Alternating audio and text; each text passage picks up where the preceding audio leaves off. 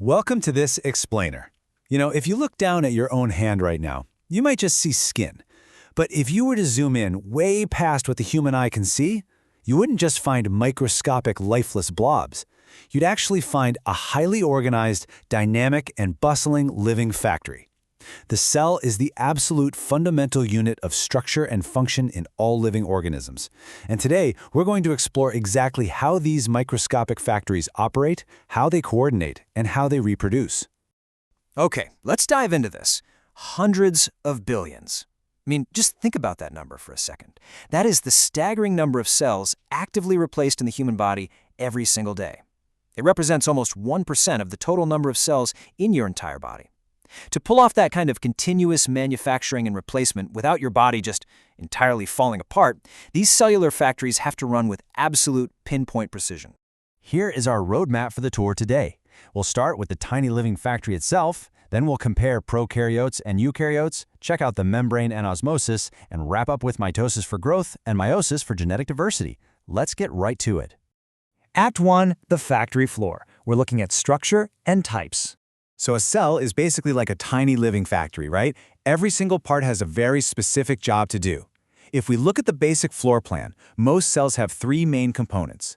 There's a selectively permeable membrane on the outside, a prominent nucleus, and this semi-fluid jelly-like substance called the cytoplasm that fills the inside. And within that cytoplasm, you've got specialized departments. The nucleus acts as the head office holding all the coded instructions, while other organelles, like the mitochondria, act as the generators, creating the power to keep the whole operation running. Now, what's really interesting about this slide is that not all these cellular factories are built with the same level of complexity. Notice the differences between prokaryotic and eukaryotic cells here. Prokaryotes, like bacteria, are generally a lot smaller, only about 1 to 10 micrometers in diameter. They're more primitive. They completely lack membrane-bound organelles and don't even have a well-defined nucleus. Instead, their genetic material just kind of sits directly in the cytoplasm. But on the flip side, eukaryotic cells, which make up plants and animals, are much larger, ranging from 10 to 100 micrometers. And they have a highly organized infrastructure, complete with a true membrane-bound nucleus and numerous membrane-bound organelles, all carrying out their specific tasks. Moving on to Act 2, the factory gates. This is all about membranes and osmosis. Check out this detailed diagram. This is known as the fluid mosaic model of the cell membrane. Structurally, it is unbelievably thin. We're talking literally just 7 to 10 nanometers thick. Take a look at the lipid bilayer there. It's made of 2 layers of fat molecules. These molecules have water-attracting heads that face outwards and water-repelling tails that face inward. And embedded within this sea of lipids are various proteins, acting as specialized security gates and channels. This whole structure is selectively permeable, which just means it allows certain vital substances to pass through while completely blocking others, keeping the cell's internal environment perfectly protected. Now, while animal cells, like the ones inside your cheek, only have that flexible cell membrane, plant cells require something a lot tougher. Because plants obviously can't just get up and move to take shelter from the wind and rain, they have an additional, rigid outer covering called the cell wall. This wall is what helps leaves and flowers remain firm and allows the plant to stand upright. But here is the really clever part.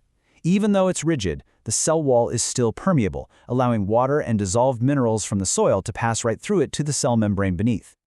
So, the crucial point is, how does water actually get across that selectively permeable cell membrane? Well, it happens through a process called osmosis. You see, particles naturally want to intermix and move from an area of higher concentration to a lower one, which is a process called diffusion. Osmosis is specifically the diffusion of water. Water will naturally move from a dilute area, meaning an area with more water and less dissolved stuff, into a concentrated area, where there's less water and more dissolved stuff, until the concentrations on both sides are perfectly equal. Let's look at this in action. On the left, we have cells in an isotonic solution. Here, the solute concentration outside the cell matches the inside perfectly, so the water just naturally moves in and out at the exact same rate, and the cell maintains its normal, healthy shape. But look at the image on the right. This is a hypotonic solution, where the outside environment is highly dilute. Because there is a higher concentration of water outside than inside, water actively rushes into the cell through osmosis, causing the cell to swell up like a water balloon. And this brilliantly illustrates what happens in a hypertonic environment, which is the exact opposite scenario. Imagine taking a piece of potato and placing it in a beaker of 20% salt solution. That surrounding liquid is highly concentrated with salt, meaning it has much less water than the inside of the potato cells. Consequently, water actually escapes the cells to try and balance out the concentration. If it's an animal cell, the whole thing shrinks. If it's a plant cell, that rigid cell wall we talked about keeps its shape, but the inner cell membrane literally pulls away from the wall and the internal contents shrink down dramatically. All right, Act 3, expanding the empire. Let's talk about cell reproduction. Cell division is quite literally how pre-existing cells form brand new ones. And there are two major, distinct types of cell division that our biology relies on: mitosis and meiosis. Mitosis is basically your day-to-day workhorse for growth and tissue repair. Meiosis, on the other hand, has a very specific and special role: sexual reproduction and generating genetic diversity. Let's break these down so you can see exactly how they work. Think of mitosis as the clone factory. Every single human begins life as a single fertilized egg, and through mitosis, that one cell divides repeatedly to form the trillions of cells in your body today. In mitosis, a single parent cell divides to produce two genetically identical daughter cells. It ensures that every single new skin or tissue cell receives the exact same DNA blueprints and the exact same number of chromosomes as the cell it's replacing. This is how your genetic information is maintained perfectly across your body's tissues. Let's move to the next slide and see how this builds into something even more complex with meiosis, the diversity engine. This occurs only in the cells of reproductive organs to produce gametes, like sperm and egg cells. It's a two-step process. In the first division, the parent cell divides, but crucially, the number of chromosomes in the daughter cells is reduced to half. Then a second division occurs, somewhat similar to mitosis, resulting in a total of 4 distinct daughter cells, each containing only half the original DNA. When gametes from 2 individuals combine during fertilization, that original chromosome number is restored. This beautiful mixing of halves is exactly why children resemble their parents, but are entirely genetically unique. We've seen just how incredibly precise and organized the cell is, right?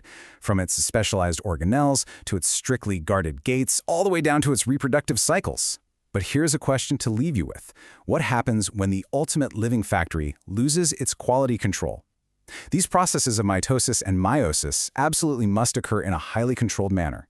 Because if an error occurs in mitosis, cells can divide uncontrollably, which can lead to the formation of tumors.